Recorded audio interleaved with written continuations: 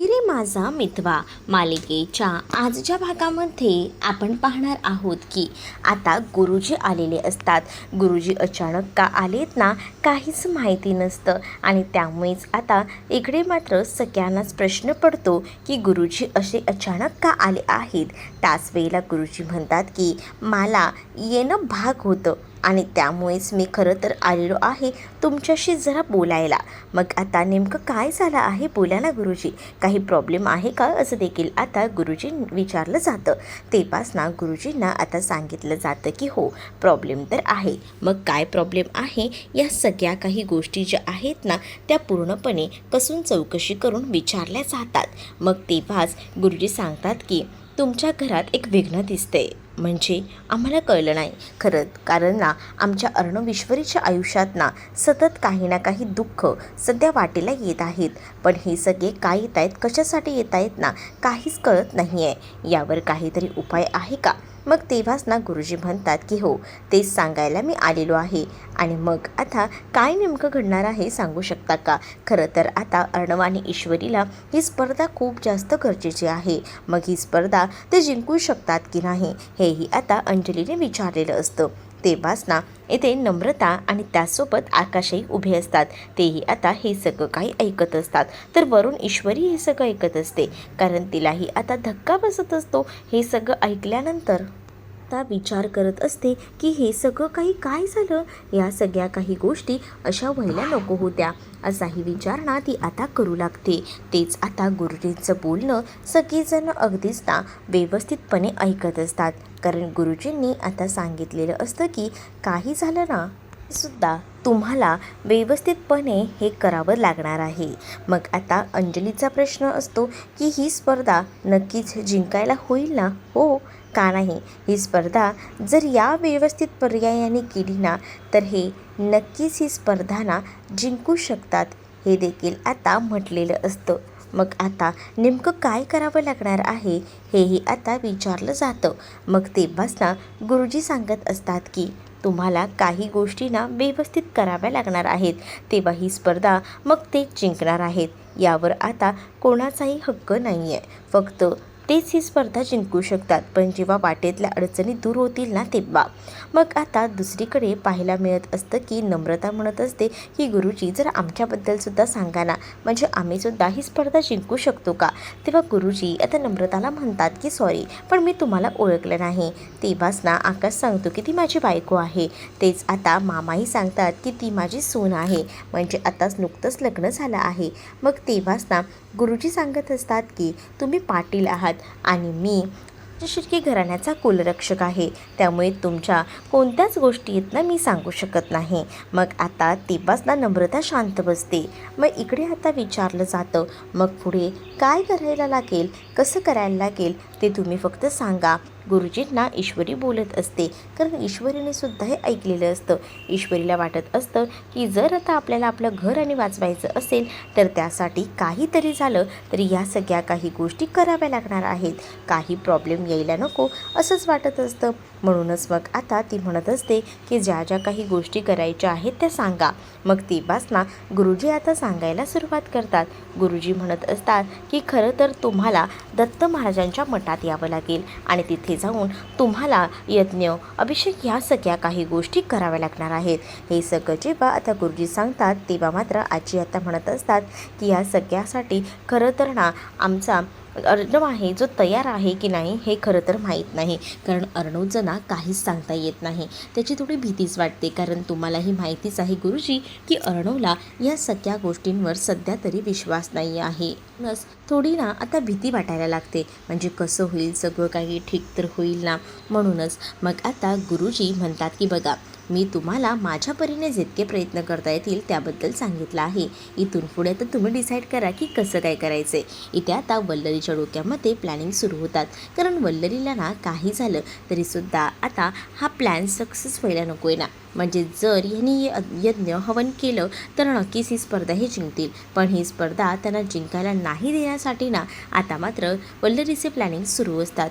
वल्लरी आपल्या रूममध्ये बसून ह्या सगळ्याचं प्लॅनिंग करत असते. तेच आता तिने ना पटकन तिथे आता बोलवलेलं असतं नम्रताला.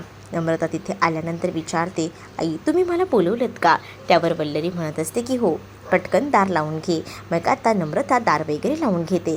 मग तिलाच ना आता वल्लरी म्हणत असते की इथे बस, आपल्याला प्लॅनिंग करायचं आहे. मग आता दुसरीकडे वल्लरीला नम्रता म्हणते की आता कसलं प्लॅनिंग? ऑलरेडी आता ती लोक देवदर्शनाला जाणार आहेत. मग आता आता काय करायचं आहे? मग तेच ना आपल्याला हे प्लॅनिंग करायचं आहे. गुरुजी काय म्हणालेच आठवतंय ना? काय म्हणालेत गुरुजी? आठवते हो. गुरुजींनी सरळ सरळ त्यांच्याबद्दल भाकीत केले, पण आमच्याबद्दल कुठे काय सांगितलं आहे? आमच्याबद्दल तर गुरुजी काहीच बोलले नाही. याचाच तर खूप जास्त राग आला आहे. मग तेव्हाच अगं त्या सगळ्या गोष्टी सोड. मग इकडे आता नम्रता म्हणत असते, गुरुजींनी काय सांगितलं की आम्ही राजशिर्के नाही आहोत. मग काय करून उपयोग आहे? तीच जर स्पर्धाही जिंकणार असेल तर एवढे प्रयत्न करूनही सगळेच प्रयत्न फ्लॉप जात आहेत. तेच वल्लरी नम्रताला म्हणत असते, कसं समजवू गं तुला? म्हणजे प्रत्येक वेळेला या सगळ्या काही गोष्टी कोणत्या पद्धतीने समजवल्यानंतर तुला समजणार आहेत? अगं यामध्ये सुद्धा तू गुरुजींचं बोलणं नीट ऐकलंच नाही का? गुरुजी काय म्हणाले? जर ते यज्ञ हवन जर व्यवस्थित झालं नाही, ते जर मठामध्ये व्यवस्थितपणे त्यांनी ते पूर्णच केलं नाही तर ते हरणार आहेत, हेही गुरुजींनी म्हटले. या गोष्टी तू कशा काय विसरू शकतेस? असंही आता वल्लरी नम्रताला म्हणत असते. मग नम्रता म्हणत असते, मग तुमचं म्हणणं काय आहे? काय करता येईल या सगळ्यामध्ये? या सगळ्यामध्ये ना आपल्याला काही झालं तरी तू सुद्धा त्यांचं ते होम हवन जे आहे ते पूर्ण व्हायला द्यायचं नाही आहे. जर ते पूर्ण झालंच नाही तर ही लोक ही स्पर्धा जिंकू शकणार नाही. मग ही स्पर्धा तुम्ही दोघं नक्कीच जिंकाल. या काही गोष्टी लक्षात येत आहेत ना? मग त्यासाठी या सगळ्या काही गोष्टी लक्षात आल्यानंतर आपल्याला व्यवस्थितपणे काहीतरी प्लॅनिंग करायचं आहे आणि ते प्लॅनिंग आता एकत्र मिळून करायची गरज आहे. त्याच वेळेला इकडे असणाऱ्या या नम्रतालासुद्धा काही गोष्टी ना आता कळत असतात. मग आता तीसुद्धा विचार करत असते आणि म्हणत असते की ठीक आहे, या गोष्टी परफेक्ट घडल्या आहेत आणि या अशाच घडायला हव्यात. तुम्ही म्हणताय ना तसंच आई व्हायला हवं. असंही आता वल्लरीला नम्रता बोलत असते. तेव्हा वल्लरी तिला म्हणत असते की फक्त बोलून चालत नाही, आता कृतीसुद्धा करावी लागते. मग तेच ना नम्रता म्हणत असते की तुम्ही म्हणताय ना तसं जर झालं तर खरंच ना खूप बरं होईल. मग आता बोलत कसली बसलीस? कामाला लाग. आपल्याला पटकन हे सगळं करायचं आहे, कारण या घरात वर्चस्व फक्त तुझं आणि आकाशचंच असायला हवं असं मला वाटतं. आता इकडे वल्लरीना या नम्रता नावाच्या पॅदाचा चांगलाच वापर करून घेत असते, कारण तिला माहिती आहे की हिला वापरून कसं घ्यायचं ते. आणि ज्या पद्धतीने तिने ठरवलेलं असतं ना, अगदी तशाच पद्धतीने त्या नम्रताला ती यूज करून घेत असते ईश्वरीच्या विरोधात. पण या नम्रताला कळत नसतं की ही कसा वापर करून घेते आहे ते. तिला असं वाटतं की माझे सासू माझी आई जी आहे ती माझा किती विचार करते, असंही आता विचार ती करत असते. आणि म्हणूनच तर ती आता वल्लरीसोबत अगदीच ना गोडी गुलाबीने बोलत असते. पण नम्रताला हे कळत नसतं की त्या वल्लरीचं काम निघते म्हणून ती एवढी चांगली तिच्याशी बोलते. पण नम्रताला मात्र आता एक वेगळाच ॲटिट्यूड असतो. तिला आता काही झालं ना तरीसुद्धा ईश्वरीला हरवायचं असतं आणि तेच सतत तिच्या डोक्यात सुरू असतं, कारण ईश्वरीला हरवणं म्हणजेच तिची जीत आहे असं तिला वाटत असतं. आणि मग आता ते प्लॅनिंग कसं काय करायचं या गोष्टीचा विचार नम्रता करत असते. इकडे आता अर्णवला कसं बसं या सगळ्यासाठी तयारी करायचं असतं, म्हणून ईश्वरीचे प्रयत्न सुरू असतात. ईश्वरी अर्णवसाठी कॉफी घेऊन येते आणि म्हणते की काळीकुट्ट कॉफी तुमच्यासाठी आणलेली आहे. अर्णव म्हणतो ईश्वरी तर ठेव. पण आता ईश्वरी म्हणत असते घ्या ना, पिऊन बघा ना, मला सांगा ना कॉफी कशी झाली आहे. आता अर्णव ओळखून जातो की ईश्वरी न मागतासुद्धा कॉफी घेऊन आली, याचा अर्थ हिला काहीतरी माझ्याशी बोलायचं आहे, हिला काहीतरी माझ्याकडनं हवं आहे, त्याशिवाय ही एवढी गोड गोड बोलणार नाही, असंही आता बरोबर माहिती झालेलं असतं. आणि म्हणूनच मग आता विचारलं जात असतं की काय काय काय चाललं आहे, म्हणजे एवढं स्वीट का वागत आहेस माझ्यासोबत? म्हणजे कुठेतरी पाणी मुरतं एवढ्या तर गोष्टी मला कळतात, पण नक्की काय चाललं आहे ना हे मला कळत नाही आहे, तर ते जरा मला सांगशील का? मग तेव्हाच ना इकडे आता ईश्वरी हळूहळू का होईना बोलायला सुरुवात करत असते. ती म्हणत असते की बघा ना अर्णव सर, कोणीतरी आपल्यासाठी काहीतरी सांगतं ते आपल्या फायद्याचंच असतं. मग अशा गोष्टी जर आपल्या फायद्याच्या असतील ना, त्या गोष्टी ना कोणीतरी आपल्याला सांगितलं ना तर लगेच ऐकायचं. पण आता तू कशाबद्दल बोलतेस हे मला समजेल का? जरा जे काही आहे ते जरा स्पष्टच बोल ना. मग आता ती सांगत असते की आज ना गुरुजी आले होते आणि गुरुजींनी ना आपल्याबद्दल एक भाकीत केला आहे. खरं तर आपला हा जो काळ चालला आहे ना तो खूपच जरा डेंजरस आहे आपल्यासाठी. त्यामुळे आपण ज्या गोष्टी ठरवल्या आहेत ना त्या कधी काही होणारही नाहीत. पण आपल्याला जर ही स्पर्धा जिंकायची असेल ना तर त्या गुरुजींनी सांगितलेलं जर ते व्रत म्हणजेच यज्ञ हवन आपण जर केलं गावातल्या मठात जाऊन तर आपलं हे काम होणार आहे. म्हणजेच आपण ही स्पर्धा जिंकणार आहोत असंही आता म्हटलं जात असतं. या सगळ्या गोष्टी जेव्हा आता अर्णवला ईश्वरी सांगत असते ना तेव्हा मात्र आता अर्णव म्हणत असतो की या सगळ्या काही गोष्टी म्हणजे यज्ञ हवन करून आपण स्पर्धा जिंकणार आहोत ना या सगळ्या गोष्टींवर माझा विश्वास नाही आहे. मुळात आहे ना आपल्याला जर स्पर्धा जिंकायची असेल तर त्यासाठी स्वतः आपण कष्ट घ्यायला हवेत. जर आपण स्वतः कष्ट घेतले ना तेव्हाच तर आपण ही स्पर्धा जिंकणार आहोत. मग आता इकडे ईश्वरी म्हणत असते की असं नसतं, आपली देवावरची श्रद्धासुद्धा तेवढीच कामात येत असते. तुम्हाला सांगू का आपले जे कुलरक्षक आहेत त्यांनीच येऊन सांगितलं आहे. आतापर्यंत त्यांनी कोणत्या ज्या गोष्टी सांगितल्यात त्या खोट्या झाल्या आहेत असं झालं आहे का? नाही ना, घडलंच आहे ना सगळं. मग म्हणूनच मला असं वाटतं ना की ह्या सगळ्या गोष्टी गुरुजींनी सांगितल्या आहेत तर आपण ऐकायला हव्या. ते दुसरीकडे आता नम्रताचा हट्ट असतो. ती आकाशला सांगत असते की जसं ईश्वरी आणि अर्णवला सांगितलं आहे त्या देवळात जाऊन यज्ञ हवन करायला तसं आपणही करायचं. तेच इकडे आता अर्णवला कळलेलं असतं. त्यामुळे अर्णवही आता चकित होतो. अर्णव सरळ ईश्वरीला या सगळ्यासाठी नकार देत असतो. तो म्हणत असतो की ह्या सगळ्यामध्ये ना माझा काहीसुद्धा भाग नसणार आहे. उगाच ना मला काही बाई सांगू नकोस. पण ईश्वरी म्हणत असते की अर्णव सर प्लीज ऐका ना, मी काय म्हणते माझ्यासाठी तरी निदान प्लीज प्लीज आपल्याला ही स्पर्धा जिंकायची आहे ना. मग तुम्हाला का गोष्टी कळत नाही आहे? अर्णव म्हणतो ही स्पर्धा जिंकायची असेल ना तर आता स्वतः आपल्याला मेहनत करायची आहे. मला हे जे स्केच आहे ते कंप्लीट करायचं आहे. आपल्या आर्टमधून आपल्याला ह्या सगळ्या काही गोष्टी दाखवायच्यात. देव आपल्यासाठी सगळ्या काही गोष्टी करणार आहे असं नाही. मग आता ईश्वरी अर्णवला कसं कसं समजावते. ईश्वरी अर्णवला सांगत असते की अर्णव सर तुम्ही बोलताय त्या सगळ्या काही गोष्टी ठीक आहेत पण तरीसुद्धा ना मला काही गोष्टी ना तुमच्याशी बोलाव्याशा वाटतात ना. प्लीज अर्णव सर ऐका ना, जर या गोष्टी आपण तशाच केल्या ना तर आपलं काम होऊ शकतं. प्लीज ना अर्णव सर जरा तरी समजून घ्या. असंही आता बोलून ना कसं बसं समजवायचं प्लॅनिंग ना प्रयत्न जे आहेत ते आता सुरू असतात. जसे प्रयत्न ती करत असते पण अर्णव मात्र तिच्यावर चिडत असतो. अर्णव म्हणतो की नाही नाही म्हणजे नाही, मी तुला म्हटलं आहे ना माझा या सगळ्या गोष्टींवर विश्वास नाही. असंही आता अर्णवने ईश्वरीला डायरेक्टली सांगून टाकलेलं असतं. अर्णव जेव्हा ईश्वरीला या सगळ्या काही गोष्टी सांगतो तेव्हा मात्र आता ईश्वरीला शांत बसण्यापासून दुसरा पर्याय नव्हता. आता ईश्वरी बिचारी सगळं काही आता बोलणं ऐकत होती. तेच आता इकडे आता पाहायला मिळत असतं की नम्रता आकाशचे कान खात असते. नम्रता आता आकाशला सांगत असते की मी काय बोलते ना त्या गोष्टी जरा लक्षात घ्या ना, मला काय म्हणायचं आहे ते. मग आता तुझ्या कोणत्याही गोष्टी आहेत ना मला नको आहेस, समजलं ना. कारण मला ना तुझं कोणतंच प्लॅनिंग आहे ना मुळात पटत नाही आहे. मग हेही आता म्हटल्यानंतर नम्रता म्हणत असते आकाशला की बघा ना ते दोघं कसे हो सगळं काही काम करतायत. म्हणजे मुळात ना मलाच तुमच्या गोष्टी आवडत नाहीत. म्हणजे बघा आता या गोष्टी ज्या आहेत त्या खरं तर आपल्यासाठी सुद्धा फायद्याच्या आहेत. आपणही जर जरा दिव्यात गेलो आणि हे सगळं करून घेतलं तर काय बिघडते असंही आता तिने म्हटलेलं असतं. तर इकडे ईश्वरी अर्णवला तयार करत असते. अर्णवला म्हणत असते की अर्णव सर प्लीज माझ्यासाठी म्हणून चला ना, मी तुम्हाला सांगते ना असं करू नका ना. असंही आता बोलून ती आता समजावत असते. परंतु अर्णवचा या सगळ्या गोष्टींवर ना विश्वास नव्हता. म्हणून अर्णव तिला सरळ सरळ या सगळ्यासाठी नकार देत होता. तेच आता आजी आणि त्याचसोबत अंजलीसुद्धा तिथे आलेल्या असतात. दोघंही जण जसे आता तिथे येतात ना तसं आता अर्णव म्हणत असतो की आजी बघ ग हिला सांग ना ग, ही कसं करते बघ ना, सारखं डोकं फिरवते. म्हणजे बघ ना किती मागे लागली आहे माझ्या. मग आता ती जे काही बोलते ना ते अगदी बरोबर आहे, तिचं ऐक ना असंही आता म्हटलं जातं. काय हिचं काय ऐकू? मग आता अंजलीला अर्णव बोलत असतो. अंजलीला अर्णव सांगतो की ताई तू तरी सांग हिला, ही ना नुसतीच मागे लागली आहे माझ्या. मग इकडे आता नम्रता आकाशवर जबरदस्ती करत असते. नम्रता आकाशला म्हणत असते की तुम्ही काहीतरी बोला. मला ना असं वाटतं की काही झालं तरीसुद्धा ना जरा वेगळं काहीसं केलं ना तर होऊ शकतं. आणि तुम्ही या सगळ्या काही गोष्टी ज्या आहेत ना त्या करू शकतात. म्हणजे मला ना तुमची मदत हवी आहे.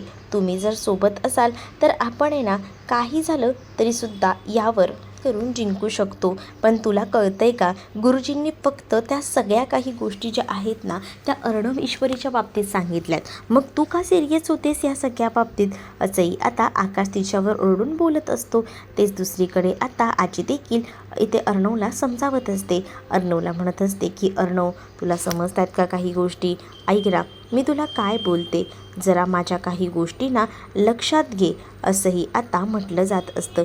तेव्हाच ना या सगळ्या काही गोष्टी जेव्हा बोलल्या जातात, मात्र आता इकडे आजी जी आहे ती अर्णवला समजावत असते. अर्णवला सांगत असते की अर्णव, प्लीज प्लीज ऐकून घे, आम्हाला काय म्हणायचं आहे ते.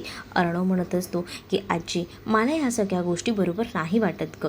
कशाला त्या गोष्टींवर विश्वास ठेवता? या सगळ्या गोष्टींना असं केलं की असं होईल, असं काही नसतं ग. असं बोलून तो आपल्या आजीला आणि त्याचसोबत सगळ्यांना समजावत असतो. पण इथे कोणीही तिघीही जणी ज्या आहेत ना त्या त्याचं काही ऐकत नसतात. त्यामुळे आता शेवटी ना त्याला हार मानावीच लागते. त्याला आता ह्या सगळ्या काही गोष्टी ऐकून घ्याव्याच लागतात. मग तो ह्या सगळ्यासाठी तयार होतो. तेव्हा कुठे जाऊन ईश्वरी आजीला आनंद होतो. मग आता त्यांनाही सांगितलं जातं की चला पटकन ना तुम्ही तयारीला लागा, आता बिलकुलही उशीर करू नका. जर उशीर जरा जरी झाला ना तर प्रॉब्लेम होऊ शकतो. याही गोष्टी आता म्हटलेल्या असतात. मग काय, पटकन आता तयारीला लागलेली असतात ही लोक. मग इकडे वल्लरीने ना कॉल केलेला असतो. वल्लरीने आता कॉल करून या सगळ्या काही गोष्टी सांगायचा प्रयत्न इकडे असणाऱ्या सौदामिनीला केलेला असतो.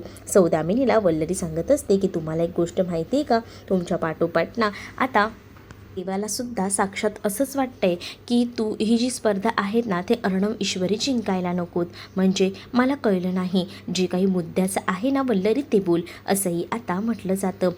मुद्द्याचं बोल असं म्हटल्यानंतर इकडे आता जी वल्लरी आहे ती म्हणत असते की काय आहे ना, खरं तर ना प्रॉब्लेम इथे आहे की आपल्याला आधी असं वाटत होतं की ही जी स्पर्धा आहे ती अर्णव ईश्वरी जिंकू नये हे असं फक्त आपल्याला वाटते. पण असं नाही आहे, साक्षात देवाने सुद्धा या सगळ्या काही गोष्टींना मान्य केलेल्या आहेत.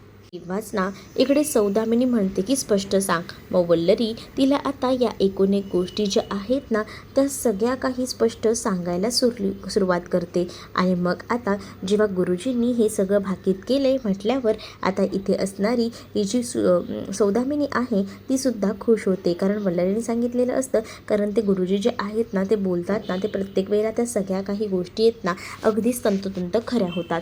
मग तेव्हाच वल्लरीला सौदामिनी म्हणते, मग तर तुमच्या गुरुजींनासुद्धा माझ्याकडनं मिठाई तर द्यायलाच हवी, त्यांचे तोंड गोड करायला हवं, कारण जे आपल्याला हवं तेच गुरुजींनी सुद्धा सांगितलं आहे.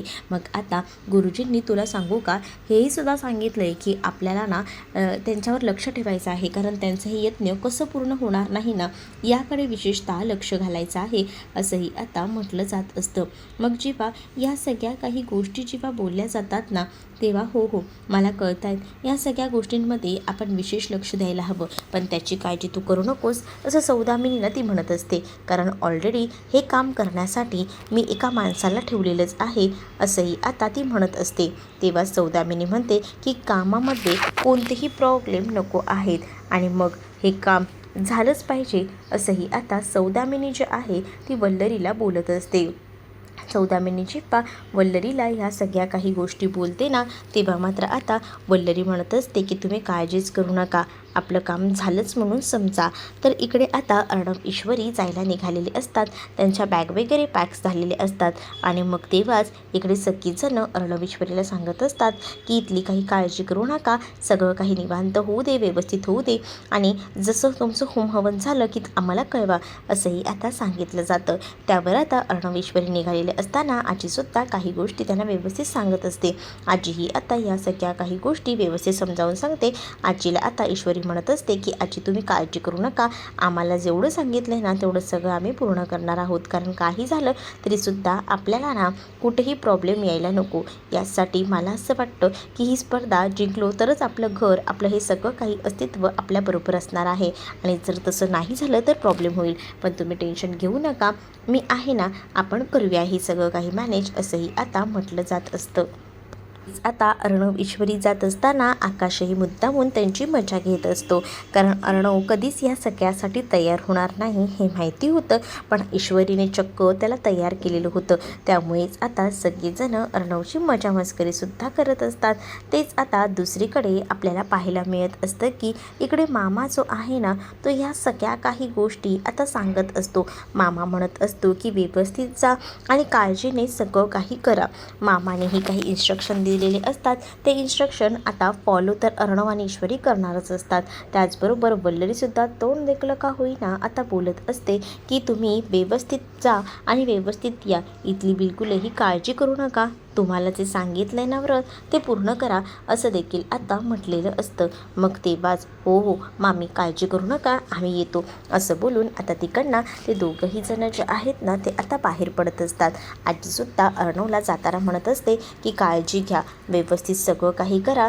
आजीने सुद्धा बऱ्याच काही गोष्टी समजावून सांगितलेल्या असतात. मग आता अर्णवही म्हणत असतो की आजी तू काळजी करू नकोस, मी बघतोय सगळं आणि मी सगळ्या काही गोष्टी मॅनेज करेन. मग तर झालं. असंही आता अर्णव जो आहे तो सांगत असतो. अर्णव जेव्हा ह्या सगळ्या काही गोष्टी सांगतो तेव्हा मात्र आता आजी जी आहे ती अर्णवचं बोलणं ऐकत असते आणि मग मामा आणि अर्णव इकडे आता आजीला सांगत असतात की तू काळजी करू नकोस, आम्ही करू ना सगळं काही, असं बोलून आता कसं कसं थांबवलं जात असतं. तेच आता इकडे वल्लरीचं प्लॅनिंग सुरू असतं, कारण वल्लरीला काही झालं ना तरीसुद्धा त्यांच्या मागावर एक माणूस पाठवायचा असतो, जेणेकरून तिला आता ह्या सगळ्या काही गोष्टी ज्या आहेत ना त्या साध्य करता येतील. आणि त्याचसाठी तिचे हे सगळे काही प्लॅनिंग्स जे आहेत ना ते आता सुरू असतात. आणि मग जेव्हा ह्या सगळ्याचा विचार ती करत असते ना तेव्हाच आता मामा बोलत असतात की चल वल्लरी, पण वल्लरी काही ऐकायला तयार नसते. वल्लरी तिथेच उभी असते तर मामा बोलतात हो बाबा तू काही करू नकोस, इथेच उभी राहा, असं बोलून आता तेच तिकडनं निघून जातात. वल्लरी मात्र म्हणत असते की जा जा, देवदर्शनाला जाताय ना, जा, बघते तुमचं हे देवदर्शन कसं पूर्ण होत नाही ते. इकडे नम्रता आता आकाशकडे जाऊन हसत असते. मग आता आकाश म्हणत असतो की काय झालं, तेव्हाच ना नम्रता सांगत असते की कुठे काय, उलट तुम्हाला बरं वाटत असेल ना, कारण आता आपल्याला टाळी वाजवल्याशिवाय पर्याय नाही आहे. कारण आता ही स्पर्धा जी आहे ती काही झालं तरी अर्णव ईश्वरी जिंकणार आहे, कारण ते आता देवदर्शनाला गेलेत ना. मग तिकडचं काम झालं की नक्कीच त्यांचं ते पूर्ण काम होईल. मग आपल्याला टाळ्या वाजवायला हव्यात, पण त्या टाळ्या वाजवण्यासाठी प्रॅक्टिसही लागेल ना, चला चला प्रॅक्टिस करा बरं, असंही आता ती बोलून त्याला आता मुद्दामून चिडत असते. आकाशला नाही ह्या नम्रताचं वागणं पटतच नसतं, कारण तिचं हे जे काही वागणं असतं ना ते भयंकर असतं. याआधी ती कधीच असं वागली नव्हती, पण आता जे काही ती वागत होती ना ते त्याला आवडतच नव्हतं. कारण कधीही नम्रताचं असं वागणं ना आकाशने पाहिलेलं नव्हतं. आकाश जो होता तो थोडा वेगळा होता, त्याने एका वेगळ्या गोष्टी पाहिल्या होत्या. पण इथे ही नम्रता ही जी काही बोलत होती ते एकदमच बेकार होतं, एकदमच विचित्र असं होतं. असाही विचार ना इथे असलेला हा आकाश जो आहे तो आता करत असतो. पण नम्रता मात्र वेड्यासारखं करत असते, कारण तिला असं वाटत असतं की ही स्पर्धा फक्त आपणच जिंकायला हवी आणि यासाठी तिचे आता प्रयत्न सुरू असतात. तेच आता नम्रता आकाशला गोष्टी सांगते आणि तिकडनं निघून जाते. तेच दुसरीकडे आता पाहायला मिळत असतं की या सगळ्या काही गोष्टी तर होत असतात. आकाशने अक्षरशः डोक्याला हात लावून घेतलेला असतो, कारण या मुलीला कितीही समजावलं तरीसुद्धा पालत्या गळ्यावर पाणी आहे हे माहिती असतं. वल्लरीने आता तिच्या माणसांना कॉल केलेला असतो आणि वल्लरीने कॉल करून तिच्या माणसांना कामाला लावलेलं असतं आणि त्या दोघांचे व्रत काही झालं तरी पूर्ण व्हायला नको असंही आता तिने त्या माणसाला सांगितलेलं असतं. त्यामुळे ती माणसंसुद्धा आता कामाला लागलेली असतात. वल्लरी आता इथे खुश असते, कारण वल्लरीचं ध्येय असतं की आकाशला सगळं काही मिळायला हवं आणि त्यासाठी तिचे प्रयत्न सुरू असतात. आणि जर हे सगळं काही त्या ह्यांच्या हातात घेतलं तर हिला आता ते शेअरसुद्धा मिळणार असतात ना, त्यामुळे ती सौदामिनीची मदत करत असते. तेच आता दुसरीकडे अर्णव ईश्वरी जाताना आता थोडं बोलत असतात. ईश्वरी अर्णवला म्हणत असते की तू काळजी करू नकोस, मी कायमच तुमच्यासोबत आहे, आपणच ती स्पर्धा जिंकणार आहोत, आपले यश निश्चित आहे, असंही आता बोललं जातं. दोघंही जण एकमेकांच्या हातात हात देतात आणि जाताना थोडं असं बोलत असतात. तेच आता दुसरीकडे राकेश जो आहे ना तो आता प्लॅनिंग करत असतो. राकेशने सांगितलेलं असतं की काही काही झालं ना तरीसुद्धा आता अर्णवेश्वरीच्या आयुष्यातला आजचा दिवस हा शेवटचा असणार आहे. कारण आता माझं प्लॅन जे आहे ना ते सक्सेस होणारच यावर माझी खात्री आहे. पण त्यामध्ये तुम्हीसुद्धा मला थोडी मदत करा हेही आता म्हटलेलं असतं. मग नेमकी कसली मदत काय बोलताय? मग तेव्हाच ना सौदामिनीला पूर्णपणे प्लॅनिंग राकेशने समजावून सांगितलेलं असतं. त्यामुळे सौदामिनी आता ह्या सगळ्याचा विचार करत असते. तर तुम्हाला हा भाग कसा वाटला आहे कमेंटमध्ये नक्कीच सांगा. अशाच अपडेटसाठी चॅनलला सबस्क्राईब नक्कीच करा.